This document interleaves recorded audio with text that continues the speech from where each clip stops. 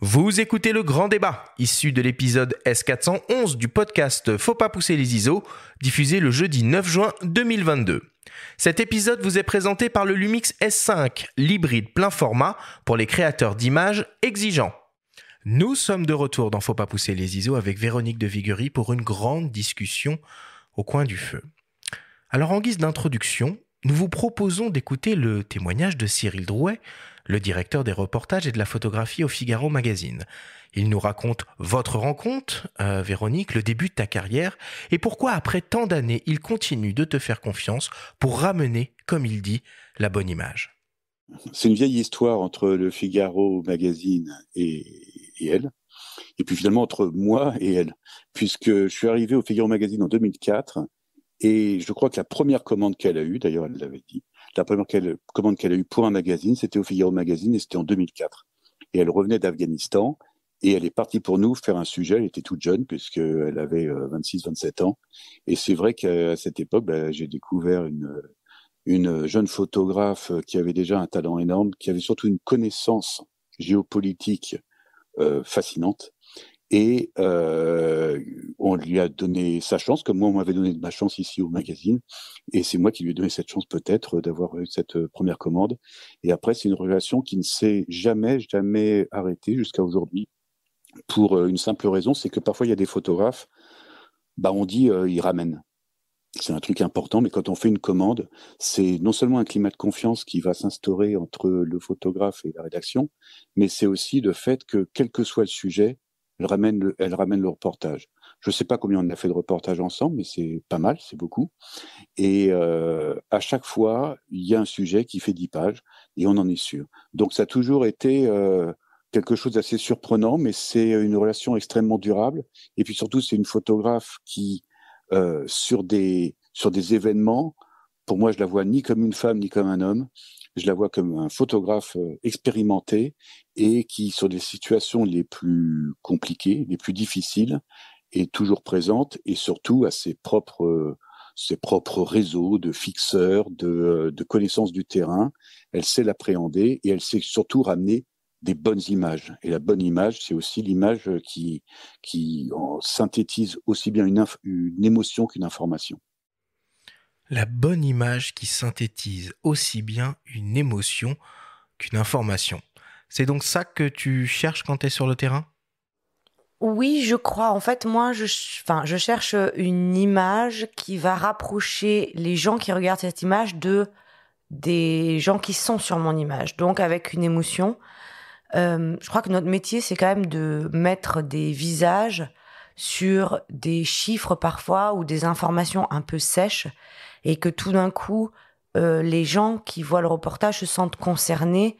Donc oui, il faut qu'il y ait de l'émotion. Et qu'est-ce qui va guider ton envie, ton besoin d'aller sur le terrain pour travailler ? Est-ce que tu suis l'actualité coûte que coûte ? On en a vu beaucoup de reporters aller en Ukraine, évidemment, ces derniers mois. Est-ce que tu vas suivre le mouvement qui t'a trouvé un angle original ? Comment tu vas réfléchir ton approche, ton sujet ? Oui, je suis l'actualité, mais pas l'actualité de partout. Donc, il y a des pays qui sont très chers à mon cœur, comme l'Afghanistan, où évidemment je suis avec grande attention ce qui se passe là-bas. Après, je trouve que c'est aussi important de mettre en lumière peut-être des conflits qui sont plus oubliés, moins intéressants, parce que c'est aussi notre métier, c'est de quand même donner la parole à ceux qu'on n'entend pas assez, pas souvent. Bon, et l'Ukraine, c'était un peu particulier. C'est presque comme si la guerre était venue dans nos jardins. Donc, c'est imposé. Donc, évidemment, j'y suis allée. Mais oui, j'ai des zones de prédilection. Et quand tu arrives en Ukraine, tu nous parlais tout à l'heure de la formation qui peut être proposée par RSF pour des jeunes photographes ou qui ne sont pas rompus, on va dire, à la photographie de conflits, de guerre. Est-ce qu'il finalement, il n'y a pas trop de gens qui couvrent l'événement, vu que c'est un événement proche, comment ça se passe sur place ? Est-ce que c'est pas compliqué de trouver l'angle original qui va faire que tu vas te démarquer des autres ? Si, c'est hyper compliqué. J'avais jamais vu ça de ma vie, de ma carrière de photographe, autant de monde rassemblé au même endroit. Donc, c'est un peu dur, du coup, de se de se dire qu'on est là pour amener une information, parce qu'en vrai, on n'a plus aucune valeur ajoutée. Donc après, c'est bien normal que tout le monde essaye d'y aller parce que c'est un conflit qui est hyper important, qui est pas loin de chez nous. Donc, mais c'est vrai que moi, je suis pas en tout cas retournée parce que j'ai pas trouvé d'autres angles originaux ou une histoire un peu particulière à faire là-bas. Et donc, je vois pas la valeur que je vais ajouter à ce conflit qui est très, très bien couvert. Et est-ce que tu peux nous raconter un peu comment tu prépares un reportage ? Oui, en fait, depuis que j'ai mes 2 petites filles, j'essaye de partir beaucoup moins longtemps. Donc, j'essaye de partir 15 jours maximum. Et donc, ça veut dire bien préparer en amont le reportage pour pas avoir de journée de perdu. Donc, déjà, le premier truc à faire, c'est trouver un fixeur. Donc, le fixeur, ça va être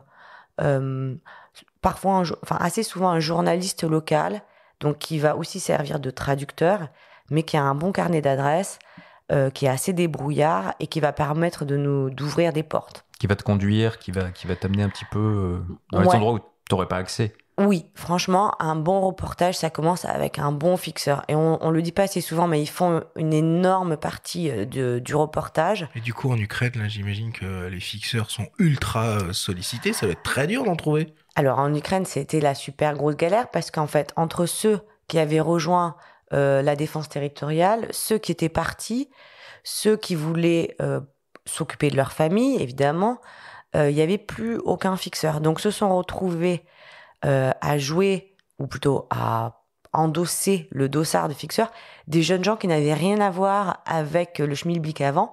Donc, par exemple, là, nos fixeurs qu'on a eu en Ukraine, il y avait un designer de website, une dessinatrice d'intérieur, enfin, rien à voir. Les 2 étaient excellents, extrêmement motivés. Mais voilà, ils ont appris en quelques jours le métier de fixeur, à se débrouiller. Voilà, c'était... Enfin, oui. Et les prix se sont pas envolés parce que ça, c'est souvent un problème aussi avec les fixeurs. C'est qu'en Irak ou dans certains pays, c'est très cher de se payer un bon fixeur. Ou alors, grâce à certains médias, peut-être que tu Complètement. C'était, par exemple, à un moment à Mossoul, il y avait tellement peu de fixeurs et tellement de demandeurs, en fait, tout le monde qui était là, qui acceptaient d'aller sur la ligne de front, que je crois que les fixeurs étaient montés à $600 par jour.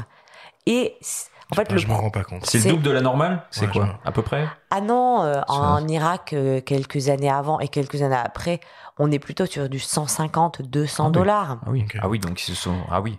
Et encore, il fallait leur faire comprendre qu'on était de la presse écrite et pas pour des télés, parce qu'il y a des grandes chaînes comme CNN, Fox et tout ça. Qui peuvent mettre des moyens considérables. Qui montent à $1,000, $2,000 par jour, Enfin, voilà, il y a toute une équipe, il y a le preneur de son, le caméraman. Il y en a quand ils se déplacent, ils ont presque des minibus parce que chaque photographe ou journaliste a son homme de sécurité qui vient des États-Unis ou d'autres pays, 1 ou 2 fixeurs, un driver. Enfin, c'est complètement de la folie. C'est un autre niveau de journalisme. Il y a des équipes qui travaillent 24/24 avec eux. Voilà. Et juste, on parlait de la préparation. Est-ce que ça veut dire que tu rédiges des synopsis en amont ? Tu arrives à vendre tes sujets comme ça aux rédactions ? C'est la rédaction qui t'appelle parfois ? Non, en fait, d'abord, souvent avec la journaliste, donc souvent avec Manon, on va essayer de trouver un sujet. Ce sujet nous paraît être tout à fait bien pour, disons, Paris Match ou le Figaro Magazine. On leur propose le sujet, ils nous disent OK. À partir du moment où ils disent OK, ça veut dire qu'ils vont prendre en charge les frais de production. Et donc, là, on trouve le fixeur. On fait toute la logistique, évidemment, les visas, les billets d'avion, tout ça. Et on essaye de mettre une ligne ou prendre une direction assez précise sur l'angle qu'on veut donner à notre sujet. Donc, moi, j'essaye de me l'imaginer un peu en image. Et Manon, elle, va essayer de se l'imaginer un peu en mots, c'est-à-dire qu'elle va se dire, ce serait bien que je rencontre telle personne pour ce point de vue, telle autre personne. Et moi, dans ma tête, j'essaye aussi de m'imaginer des situations ou opportunités photographiques. Mais ça se passe jamais comme prévu sur des terrains comme ça. Bien évidemment, et heureusement. Ouais. Et parfois, c'est beaucoup mieux, et souvent, c'est beaucoup moins bien. Mais tu ramènes, comme dit Cyril.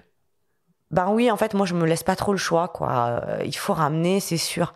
Et puis, il n'y a pas beaucoup de magazines qui produisent en France. En vrai, il y a donc le Figaro Magazine, Paris Match, Géo, Elle et Marie-Claire. Et après, donc, on n'a pas trop le droit de se planter, en vrai.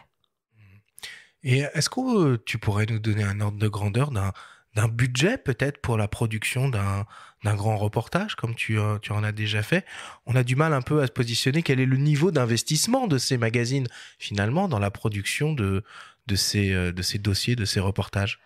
Par exemple, pour Géo, c'est ceux qui ont le moins de budget de production. Ouais. Il faut jamais dépasser 4 500 € pour les frais de production, c'est-à-dire produire le reportage pour 2. Inclus billets d'avion, fixeur, hôtel, voiture, taxi, Oui, driver, tout ça. Ça va très très vite. Et après, en fait, Marie-Claire, c'est encore pire.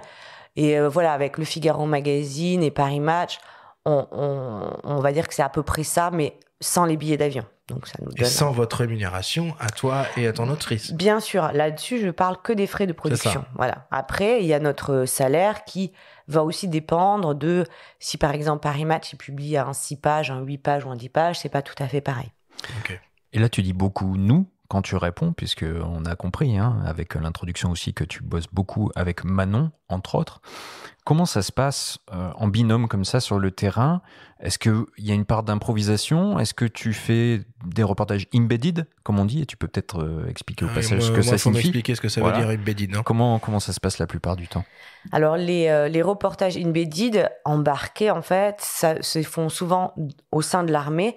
Donc, c'est-à-dire que une armée décide de prendre 1 ou 2 ou 3 journalistes pour une certaine mission.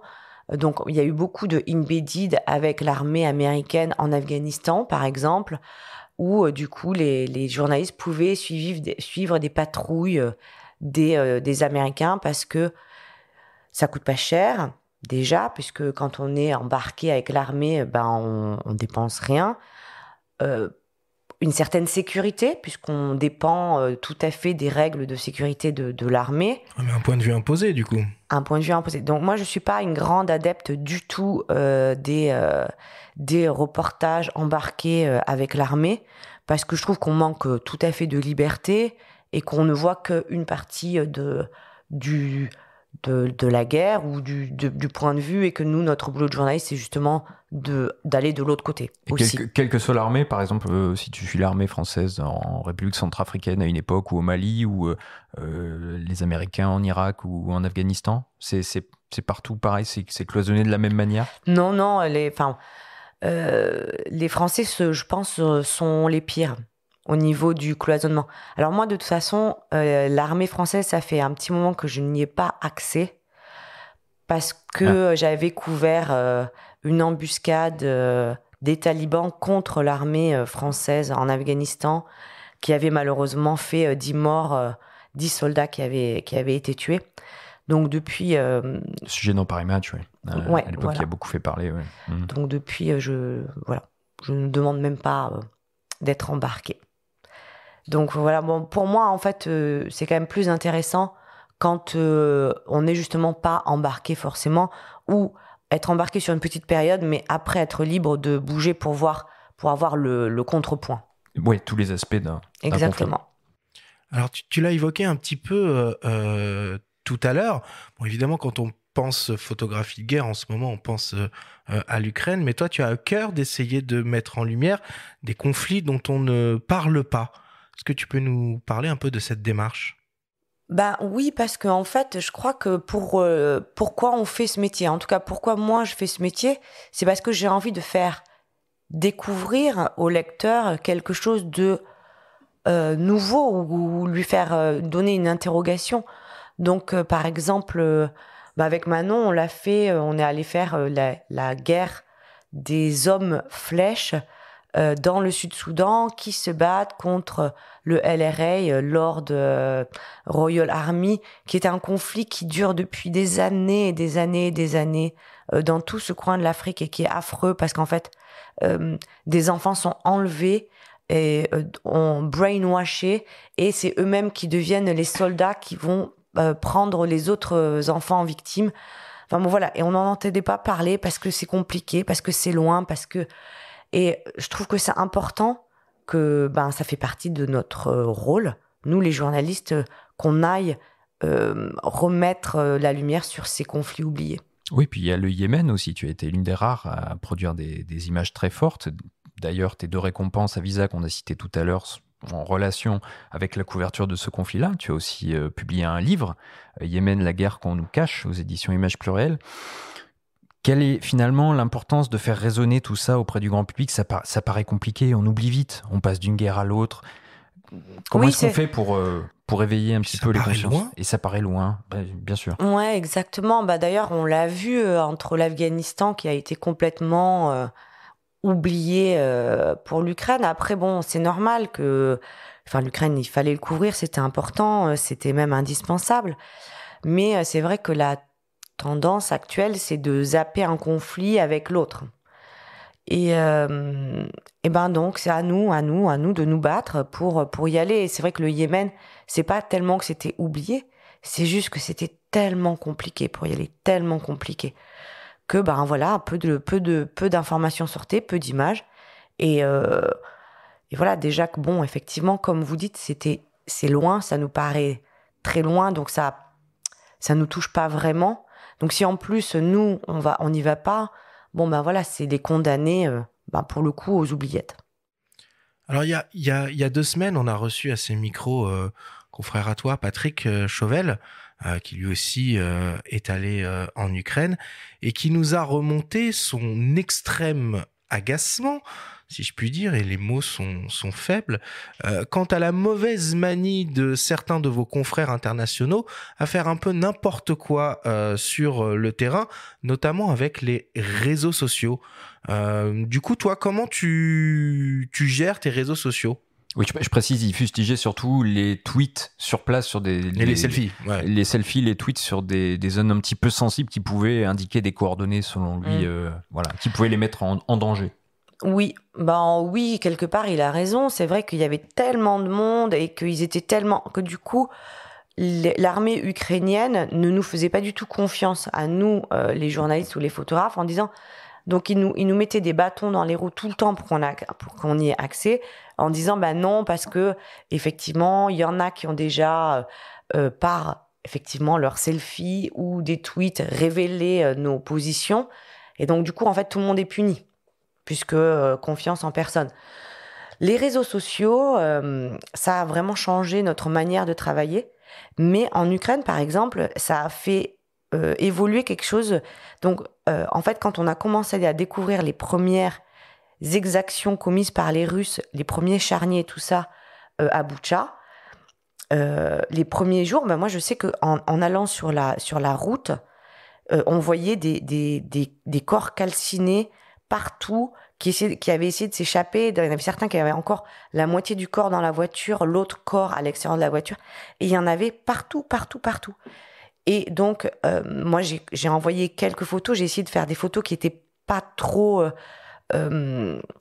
juste de main, de détails pour pas montrer de mort, parce que c'était un peu ça, la déontologie adoptée par tous, de pas montrer de mort, de pas publier de photos de mort.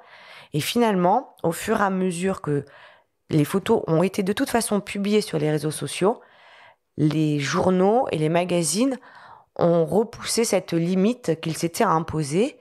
Et aujourd'hui, on a beaucoup plus de facilité à montrer des morts, des corps, qu'il y a finalement pas si longtemps, 4 semaines, 5 semaines.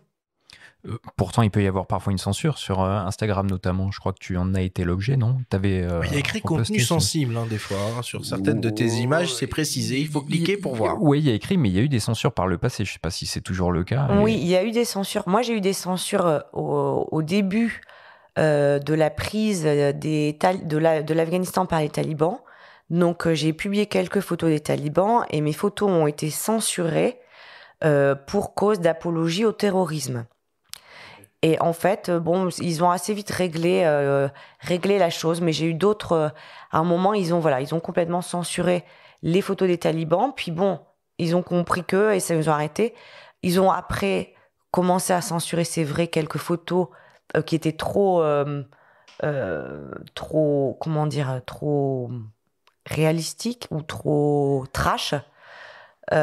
Puis ils ont arrêté aussi. Effectivement, maintenant, ils mettent un petit contenu sensible et il faut mettre son doigt pour voir la photo. Mais c'est bien, je trouve. Alors, transition parfaite, on parle d'Afghanistan maintenant, donc tu ne cesses de retourner dans ce pays depuis ton premier voyage là-bas, il y a 18 ans. Nos auditeurs d'ailleurs connaissent peut-être déjà la série Kabul Kitchen, petit bijou diffusé sur Canal+, qui met en scène un patron de restaurant qui rencontre toutes les difficultés du monde avec sa clientèle expatriée, les autorités locales et ses équipes, comme on peut l'entendre dans ce court extrait. Ça rapporte ton Kabul Kitchen? Est-ce que tenir un restaurant avec piscine, cocktail et filles en maillot de bain dans le pays le plus musulman au monde, c'est quoi? C'est tout repos? On partage les bénéfices, il serait quand même temps qu'on partage les emmerdes. Ok. Monsieur Jackie, c'est à propos de la palissade. Elle est en très bon état, cette palissade. Très solide, cette palissade. Vous voulez quelque chose? Je suis Sophie, ta fille. Évidemment, c'est pas un hasard si on parle de Kabul Kitchen. Ce que les auditeurs ne savent peut-être pas, par contre, c'est que tu as travaillé comme serveuse dans un restaurant qui s'appelle L'Atmosphère et qui a inspiré cette série. Restaurant qui est tenu par le charismatique Marc Victor. Quel souvenir tu gardes de cette période ? En fait, je pars en Afghanistan pour la première fois et dans l'avion, je me prends une espèce de crise de panique où je me dis mais qu'est-ce que je vais foutre en Afghanistan ? Je sais même pas s'ils parlent le persan ou l'arabe, je connais rien et tout ça. Et là-dessus, je tombe sur une fille toulousaine comme moi qui me dit écoute, moi mon oncle vient de monter un restaurant français à Kaboul, je vais l'aider. Et là, je me dis, non, mais elle, je vais plus la lâcher. Et donc, en fait, j'arrive à Kaboul et je vais aller sonner, je suis allée frapper à la porte de l'Atmosphère. Et c'est Marc Victor qui m'a ouvert et qui m'a dit, mais qu'est-ce que tu veux ? Et je dis, en fait, voilà, je suis photographe, je viens d'arriver à Kaboul, je suis complètement perdue. Et il me dit, ok, je t'offre le gîte et le couvert. Et en échange, tu nous aides avec le resto, tu seras serveuse. J'ai dit OK. Et là-bas, tu croises évidemment tous les expats et les grands reporters qui viennent se restaurer, se rafraîchir dans le restaurant. Et tu t'invites un peu à leur table, non ? Si on peut dire. Ah oui, pour moi, c'était génial comme endroit parce qu'effectivement, j'ai pu faire des rencontres, des journalistes avec qui j'ai travaillé, d'autres que j'ai côtoyés, certains qui m'ont pris sous leur aile. Enfin bon, c'était vraiment... ça m'a bien mis le fil, non pas le fil, qu'est-ce qu'on dit, le pied à la pâte, non, qu'est-ce qu'on dit, le pied à l'étrier. Ouais. Voilà. évidemment ça m'a bien mis le pied à l'étrier. Bon, et finalement, est-ce qu'il n'est pas plus simple de travailler dans certaines régions du monde en tant que femme ? Évidemment, je me tue à le dire, le statut de femme, et je précise occidentale, journaliste en Afghanistan, c'est hyper pratique. Déjà... Ça paraît pas comme ça, hein. Mais en vrai, si. Déjà, en plus... Et encore plus maintenant, d'ailleurs, du coup. Encore plus... oui. Enfin bon, non, avec le retour de... Peut-être pas, mais en tout cas, à l'époque, déjà, on pouvait se cacher sous une burqa pour aller d'un point A à un point B. Donc, personne ne savait qu'il y avait des étrangères qui étaient cachées là-dessous. Donc, une liberté totale. On devenait invisible. De deux, on a accès aux femmes, ce qui est quand même important, la moitié de l'humanité. Et de trois, de la part des hommes, je pense qu'on a une certaine bienveillance, parce qu'on n'est jamais menaçante, on fait pas peur, on est un peu ce troisième sexe, en fait. On n'est pas les femmes telles qu'ils les connaissent, on n'est pas les hommes non plus, on est un peu ce troisième sexe, un peu hallucinant, qui les fait un peu rigoler, mais surtout qui leur fait pas peur. Ouais, enfin bon, quand tu te retrouves au milieu des talibans, en tant que femme, dans les taboukas, tu prends des photos. Comment ça se passe, même les talibans qui voient une femme étrangère comme ça, les prendre en photo ? Eh ben, assez bizarrement, dès le début, je crois que les talibans nous ont vus comme des photojournalistes ou des journalistes avant des femmes. Comme disait Cyril Drouet d'ailleurs. Exactement. Et donc, et en plus, juste, voilà, pour les petits jeunes talibans, franchement, je crois que ça les faisait marrer de voir des filles avec des appareils photo. Enfin, voilà, ça faisait un peu le petit truc pour la journée, voire pour le mois qu'ils pouvaient raconter à leurs potes. D'ailleurs, tu es récemment reparti sur les traces d'un taliban aux yeux verts dont tu avais pris la photo en 2006 avec la journaliste et autrice, je sais jamais comment on dit, Léna Mogé pour le magazine 21. Le reportage La vie en rose retrace votre périple et tout part d'un simple coussin, comme l'explique Léna. C'est une histoire qui part d'un coussin. Ce coussin, c'est le doudou de la fille de Véro.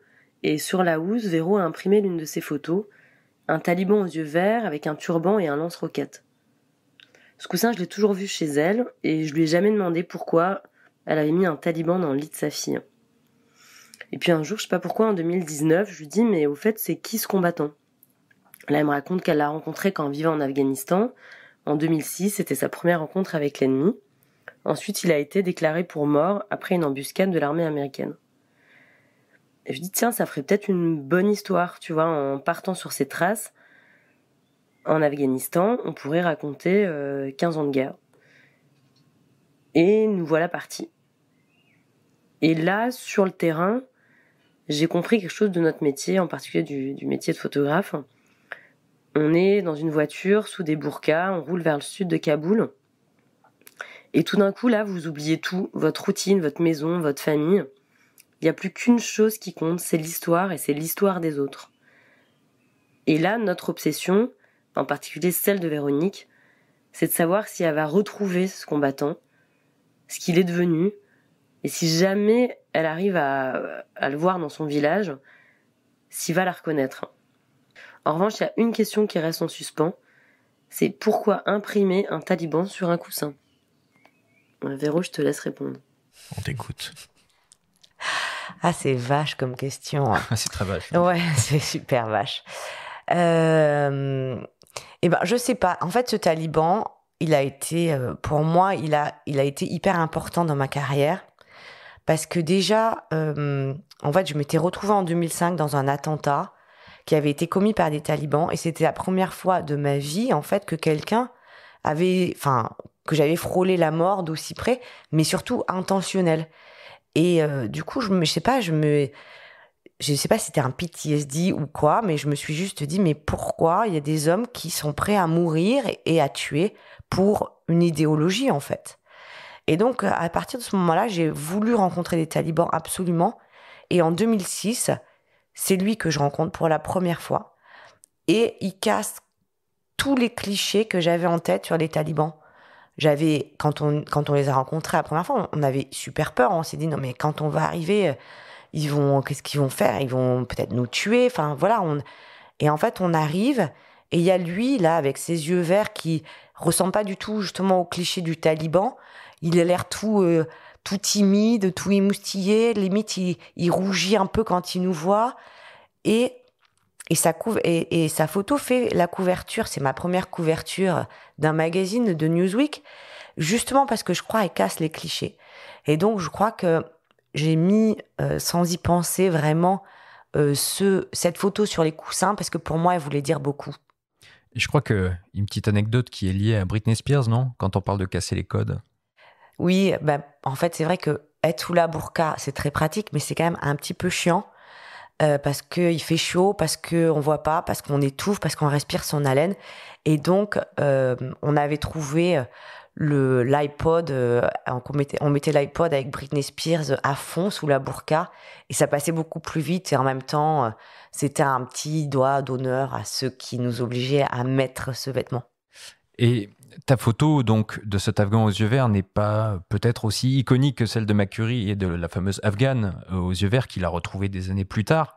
Néanmoins, elle a été reprise a priori par des artistes afghans sur place et détournée. Tu as eu écho de ça ? Oui, en fait, une fois, en me baladant dans Kaboul, je vois sur une palissade anti-bombardement le portrait de cet Afghan aux yeux verts, mais à la place de son lance-roquette sur l'épaule, il a des crayons de couleur. Et en fait, j'ai halluciné. J'étais là, mais c'est ma photo, c'est dingue et tout. Et oui, en fait, malgré lui, il était devenu un symbole de paix. Et quand finalement on l'a retrouvé avec Léna et qu'on lui a montré son portrait en énorme dans Kaboul, il a complètement halluciné. En parlant de ce coussin, il est question de ta famille, il est question d'une de tes filles. Dans son témoignage, Léna dit que vous oubliez presque tout quand vous êtes sur le terrain. Vous oubliez la famille, mais tu restes quand même une mère de famille. Tu es à la fois donc reporter, mère de famille. Comment tu arrives à endosser ces deux rôles ? En fait, c'est assez bizarre, mais à partir du moment où je monte dans l'avion, j'ai l'impression que j'enfile ma combinaison de reporter, et au retour, quand je monte dans l'avion, j'enlève cette combinaison et je mets ma combinaison de maman. Et c'est vrai que on n'oublie pas vraiment sa famille, mais elle passe vraiment en second plan. Après, j'avoue, j'ai une très très bonne équipe derrière moi qui me permet de faire ce métier. D'ailleurs, je les remercie, c'est Benoît, leur père, et William, mon compagnon, qui en prend soin aussi. Mais enfin, excuse-moi d'insister encore un peu là-dessus. Quand on t'écoute, c'est passionnant, mais on se dit, mais tu dis quand tu montes dans l'avion, tu oublies une partie de toi pour faire ton travail, mais tu te dis pas, c'est la dernière fois là que je monte dans l'avion, parce que ça finira par mal finir ? Non, je me dis jamais ça. Non, j'ai jamais une peur comme ça, paralysante. Moi, j'ai de temps en temps peur quand même, mais c'est plutôt une bonne alliée, la peur, je trouve. Elle me permet d'être beaucoup plus attentive, plus rapide, plus vive aussi. Mais je sais pas, je suis peut-être très fataliste. C'est beaucoup plus facile, peut-être que c'est dû à mes années en Afghanistan, mais j'ai l'impression que quand c'est pas l'heure, c'est pas l'heure. Alors, le métier de photojournaliste, c'est pas qu'à l'étranger, évidemment, ça peut se pratiquer aussi chez nous, ici, en France. Souvenez-vous, d'ailleurs, le 15 avril 2019, un incendie assez incroyable ravage la cathédrale Notre-Dame de Paris, comme on l'entend sur cet extrait diffusé sur la chaîne YouTube Imineo. Je vois la flèche commencer à osciller.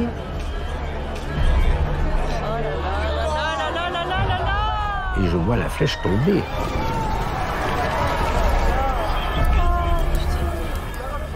C'est un spectacle que je ne souhaite à personne, tout au moins à aucun acteur, quand on voit sa cathédrale partir ainsi en fumée.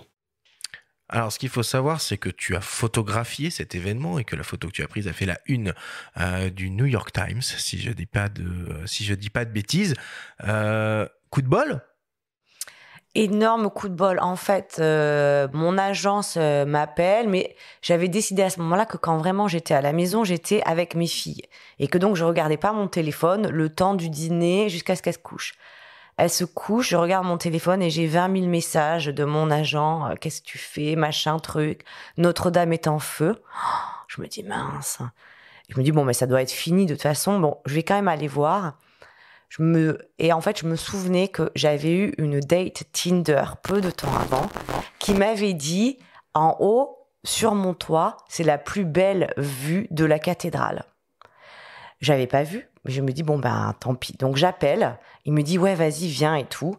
Je monte sur son toit. Et effectivement, j'ai une vue énorme et, pour le coup, assez singulière de la cathédrale en feu. Donc, je prends mes quelques photos, j'envoie et je rentre chez moi. Oui, ça rappelle ce qu'ont fait Nash Tway ou McCurry lors du septembre 2001 à New York. C'est pareil, ils se trouvaient sur place, ils ont pris leurs appareils, ils ont foncé, quoi.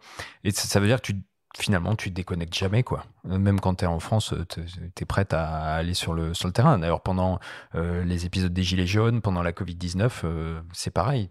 T'es allé au front, quoi. Bah oui, c'est vrai que ces dernières années, on n'a pas besoin de beaucoup voyager pour couvrir des actualités hyper importantes. Mais qu'est-ce que ça change de le faire chez soi ? Déjà, travailler en France, franchement, c'est horrible. On avait entendu ton témoignage ici. Hein. Ouais. Là, tu mâchais pas tes mots. Mon coup de gueule. Ah ouais, c'était un vrai coup de gueule, c'était puissant. Non, travailler en France, c'est très très compliqué. Il y a vraiment une confusion du journalisme et de la communication. Moi, franchement, j'ai détesté travailler en France. Les gens n'aiment pas les médias, les gens ont peur des médias, les gens se méfient des médias. Ils mettent tout le monde dans le même sac. On est déjà des ennemis de tout le monde, du particulier comme des institutions. C'est super lourd. Franchement, bizarrement, c'est beaucoup plus facile de travailler en Afghanistan qu'en France. C'est vrai que ça paraît paradoxal, dit comme ça. Je te propose là, c'est qu'on passe à la dernière partie de notre discussion, une partie très importante évidemment de ton travail de photographe. C'est évidemment ta technique qui te permet de ramener la bonne image, de ramener tes histoires, comme en témoigne Romain Lacroix, qui est le rédacteur en chef adjoint du service photo à Paris Match. Véronique de Vigry, je l'ai connue alors que je m'occupais des présélections pour la bourse Lagardère des jeunes talents photographes. Voilà, j'en avais sélectionné 5 dont elle faisait partie. J'étais très admiratif de son travail sur les zones de guerre. Ses parutions pour Newsweek. Du coup, je l'ai très vite contacté. Je travaillais à Paris Match à ce moment-là, et on a mis sur pied pas mal de sujets, parfois assez périlleux. L'Afghanistan, beaucoup. On a fait beaucoup de sujets en Afghanistan. Elle partait avec Manon Querouille. Et puis on a gambergé pas mal de sujets, pas toujours pour moi d'ailleurs, et certains sont partis à la concurrence. Je pense à la Somalie, les pirates en Somalie. D'autres évidemment ont fait de très belles pages dans Paris Match, les pirates au Nigeria, et pour Grazia, pour lequel j'ai travaillé également. Je me rappelle qu'on avait mis sur pied un sujet, on se posait la question de savoir qui étaient ces jeunes femmes qui rentraient dans les ordres. Elle m'avait fait toutes les deux un très beau sujet, voilà. Véronique de Vigry, c'est ça, c'est un œil, une vision des choses. Je suis très admiratif de son travail, de sa façon de voir et d'appréhender les sujets, et de cette capacité à toujours ramener de bonnes images. Voilà, Véronique, c'est, j'espère, une grande histoire professionnelle et d'amitié. Voilà. Dis donc, il a une voix incroyable, ce Romain. Il faudrait qu'il fasse de la radio. En plus, il est très beau. Oh, dis donc. Le message est passé. De la télé, alors. On peut revenir un peu sur le sujet de cette discussion. Véronique, quand tu es sur le terrain, quand tu es derrière ton viseur, est-ce que tu sais à ce moment-là que tu vas ramener la bonne image, ou finalement tu t'en rends compte après? Parfois on le sait. Parfois on sait que quand on a cliqué et que justement il y a eu le petit rideau noir qui est apparu, c'était exactement là où il fallait. Parfois il faut un peu plus chercher, mais les fois où on le sait, c'est quelque chose, c'est un moment, c'est magique. C'est magique. Manon, au début de l'émission, elle disait qu'il y avait une grande part d'instinct, un peu de chance, un peu qui sourit à tous les audacieux. Comment tu définirais ta patte, s'il y en a une? C'est toujours un peu compliqué de parler de ses propres photos. Non, franchement, je sais pas. Ou tu situerais comment? Parce que par exemple, il y a des écoles, il y a Van der Stock, t'as été influencé par Salgado, pourtant tu fais plutôt de la couleur. Oui, pour moi, la couleur, c'est justement une discussion que j'avais eue avec Romain Lacroix. Et en fait, c'est vrai que le photojournalisme, c'est de ramener le plus d'informations possible dans une image. Et je trouve que d'enlever la couleur, alors qu'on voit en couleur, pour l'esthétisme, c'est contre le journalisme. C'est contre... contre-informatif, tu veux dire? Ouais, exactement. D'ailleurs, Salgado avait un petit peu souffert de ces critiques-là sur son boulot. La plupart Après, du temps. il a commencé en noir et blanc, donc c'est... voilà. Mais on a souvent ces discussions. Est-ce que vous rendez pas la guerre trop esthétique et tout ça? Bon, je trouve qu'il vaut mieux revenir avec des photos fortes, des photos puissantes, les photos qui donnent de l'émotion. Mais par contre, c'est vrai que je trouve que d'enlever exprès la couleur pour l'esthétisation, c'est pas... Enfin, pour l'esthétique, c'est pas... Enfin, moi, je trouve pas ça bien. Et quant au choix de tes outils sur le terrain, donc tu as choisi de bosser avec des Lumix S, entre autres, tu as des Leica aussi. Pourquoi tu choisis ce matos-là? Quels sont les critères les plus importants à tes yeux? Je cite juste Don McCullin qui disait qu'un appareil photo, c'est comme une brosse à dents, il faut pas avoir peur de l'abîmer. Donc ça te parle, ça, un peu? Ah oui, moi, c'est clair que j'abîme énormément mes appareils photo. Donc, il faut qu'ils soient solides, qu'ils puissent prendre quelques gouttes de pluie, qu'ils puissent aller dans de la poussière, qu'ils puissent tomber au moins quelques fois sans se casser. Ensuite, moi, je veux que ça marche à chaque fois, en fait. Je veux pas que la technique me laisse tomber parce que je pense à mon cadre, je pense aux gens que je suis en train de photographier, tu vois, et j'ai pas envie d'avoir à penser à est-ce que mon appareil photo va bien marcher, est-ce que ça. Voilà, c'est ça que je demande, c'est de pouvoir être sûr à 100%. Et donc, j'ai un Leica Q2, effectivement, qui est justement avec un objectif fixe. Donc, j'ai pas à le changer. Je sais que c'est toujours un 28 mm. Je sais exactement où est-ce qu'il faut que je me mette. Ça va pas prendre la poussière. C'est solide, c'est en fer. Voilà, c'est bien.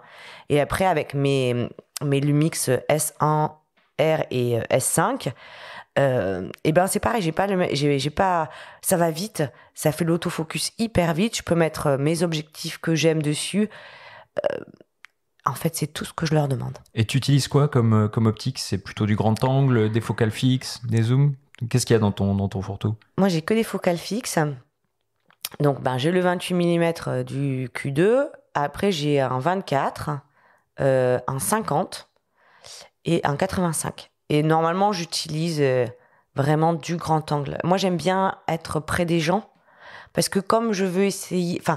Comme mon but, c'est quand même que le lecteur se sente impliqué, se sente proche, je trouve qu'il faut déjà le faire physiquement sur place, sur le terrain.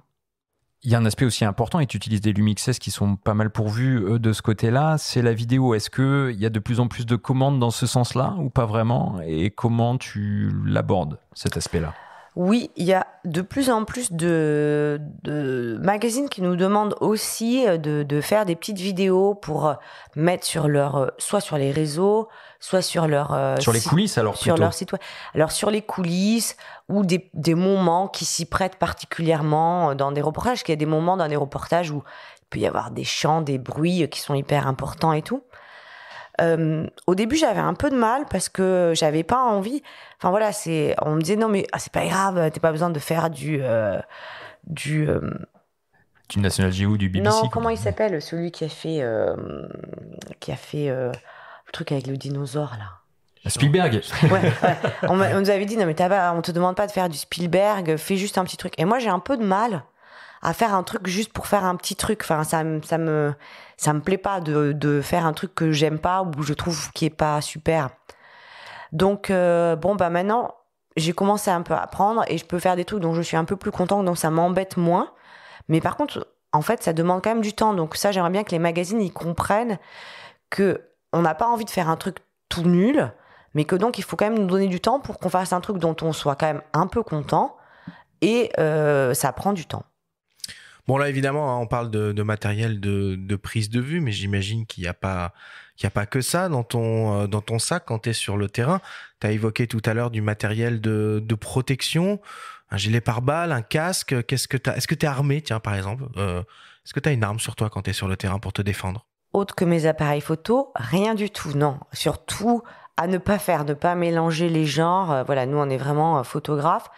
Non, j'ai un calepin avec un petit stylo pour mettre mes légendes photos, donc qui est sur la photo, qui je viens de prendre, ou qu'est-ce qui se passe, voilà. J'ai toujours un petit poncho de pluie au cas où, au moins pour protéger mes appareils photos si tout d'un coup il se met à pleuvoir des cordes, une casquette, et depuis un peu plus récemment, un couteau suisse que m'a offert mon frère parce que souvent, il m'est arrivé d'avoir des problèmes, notamment pour ouvrir des bouteilles, par exemple. D'accord. Ouvrir des boîtes, ouais, ça peut ou être des utile. boîtes de conserve, voilà. Et tu parlais tout à l'heure des formations RSF. Est-ce que toi-même, tu suis des formations ou tu as suivi des formations pour savoir derrière quel type de mur se protéger, etc. Oui, il y a quelques années, j'étais partie faire un reportage sur les Rohingyas au Bangladesh et j'avais dû faire, comme c'était pour une ONG, j'avais dû faire un comment ils appellent ça, un training in hot zone ou quelque chose comme ça. Wow. Et donc, j'avais appris les premiers secours. Ça, j'avoue, ça m'a pas été utile encore, mais ça pourrait l'être. Même avec des enfants, par exemple, un enfant qui s'étouffe avec, je sais pas, un petit poids, je peux faire. Que tu sois en Afghanistan ou finalement dans le 11e arrondissement de Paris. Tout à fait, voilà. Exactement.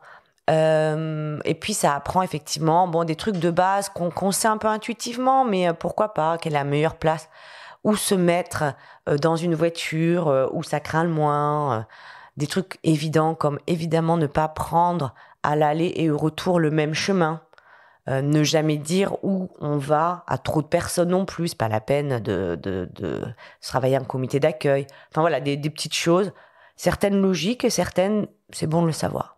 Et casque et gilet pare-balles, par contre, c'est des indispensables ? Non, absolument pas. Moi, c'est pour ça que j'en ai pas d'ailleurs, que j'ai dû faire appel à RSF en urgence pour aller en Ukraine.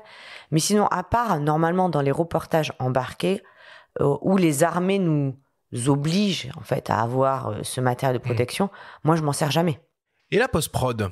Maintenant qu'on a parlé un peu de la technique sur le terrain, la post-prod, c'est un sujet très important aussi dans un travail photographique. Comment toi, tu gères ta post-production ? C'est toi qui fais ou tu fais faire ? Non, c'est moi qui fais. Et alors moi, je suis restée sur un truc d'éthique qu'on m'a toujours dit, je pense que c'est pas mal, c'est-à-dire que je fais tout ce qui peut être fait en chambre noire. Donc, je peux travailler les contrastes, je peux éventuellement assombrir quelques parties de la photo, en éclaircir d'autres, recadrer. Et puis, c'est à peu près tout, il me semble. Et personnellement, je pense que c'est un peu pareil que la technique, c'est pas... Voilà, j'ai compris que ce qu'on prenait avec une photo RAW, c'était une photo non développée, donc c'est important de la développer, mais ça s'arrête là. Et on entendait donc Jean-François Leroy parler de ton editing, laborieux selon ses mots, mais bon, il taquinait un petit peu. C'est souvent important aussi d'avoir un œil extérieur. Est-ce que parfois tu as le temps de montrer tes images, par exemple à Manon sur le terrain avant de les envoyer, de faire l'editing à deux ? Oui, je le montre souvent à Manon avant de les envoyer. S'il faut, si j'ai vraiment un doute, je peux aussi les montrer à William, qui est photographe, qui est mon compagnon. Et sinon, en fait, à Paris Match, ils m'ont tout à fait clairement dit, genre, balance tout parce qu'on en a marre d'aller devoir rechercher des photos dans ton nom d'editing. Donc, je n'hésite pas à leur envoyer, tant pis, 200, 300 photos et ils font leur marché dedans. Bon, écoute, on va terminer là-dessus. Merci Véronique, c'est passionnant. Évidemment, on pourrait rester des heures à discuter avec toi, mais le chrono tourne et on doit passer à la suite de cette émission.